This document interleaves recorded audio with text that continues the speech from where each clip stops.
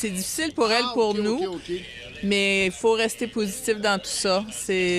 Au moins, on peut la voir à travers la fenêtre, mais c'est pas comme la serrer dans nos bras. Là. C'est la première fois depuis un bout là, qu'on peut être à l'extérieur tous les deux. Là. Fait que c'est apprécié, ça faisait depuis début mars. Là.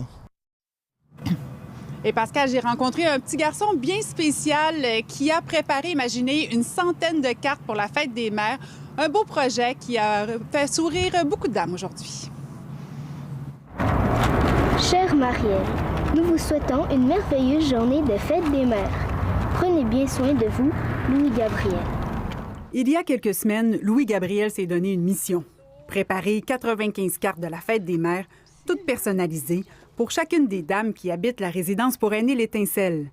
Et d'après moi, elles vont être très contentes de savoir qu'il y a un enfant qui pense à eux le jour de la fête des mères. Louis-Gabriel n'a que 10 ans, mais il a déjà des liens très forts avec la résidence L'Étincelle. Son grand-père y a habité quelques années et il venait le visiter au moins 2 fois par semaine. Au début du confinement, on s'est dit que peut-être qu'on pourrait comme faire des dessins pour les résidents parce que je me suis dit que ça devait être quand même difficile pour eux d'être isolés. Puis, il a eu l'idée des cartes. Il a demandé à sa grand-mère, une artiste peintre, de les dessiner. Lui se chargerait de les colorer et d'écrire à l'intérieur.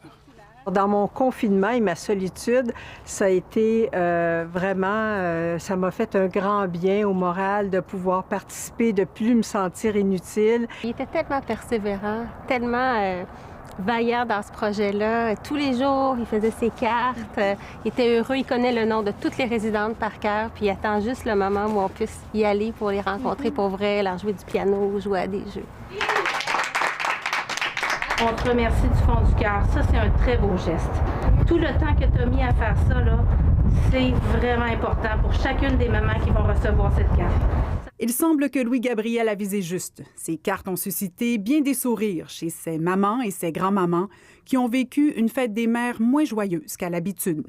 Ici Marie-Claude Morin, Radio-Canada, Sainte-Thérèse.